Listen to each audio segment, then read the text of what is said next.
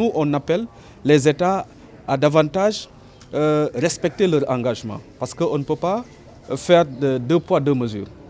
Donc respecter les engagements, mais permettre à ce qu'on puisse travailler, à ce qu'on respecte d'abord au niveau des pays les droits des personnes résidents pour qu'on puisse renforcer les droits de ces migrations.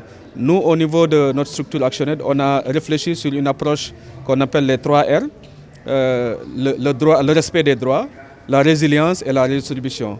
Pourquoi on parle de respect des droits? Parce que les textes et lois le reconnaissent. Donc ça, comme je dis, il n'y a pas de problème. Sur la résilience également, c'est de permettre à ce que, parce que nous considérons déjà que les populations qui migrent souvent font face à des difficultés, donc ils sont vulnérables, surtout les femmes. Donc comment faire de sorte que ces populations soient résilientes? Donc c'est d'abord créer les conditions pour déjà la reconnaissance, parce que ceux qui voyagent souvent, ils perdent les papiers, donc souvent pour ne pas être rattrapés par les forces de l'ordre, etc. Certains jettent leurs papiers, etc. Donc il faut que les États, les pays d'accueil ou les pays de destination puissent créer des conditions pour leur régularisation, leur reconnaissance, parce qu'ils ont le droit. Donc pour réduire leur vulnérabilité, ou renforcer leur vulnérabilité, réduire leur vulnérabilité.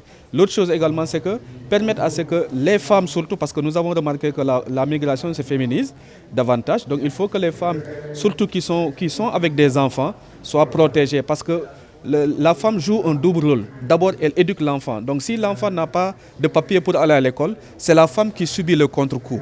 Donc nous encourageons les États également à trouver les moyens pour régulariser ces femmes afin qu'elles puissent avoir les papiers qu'il faut pour avoir le logement, pour avoir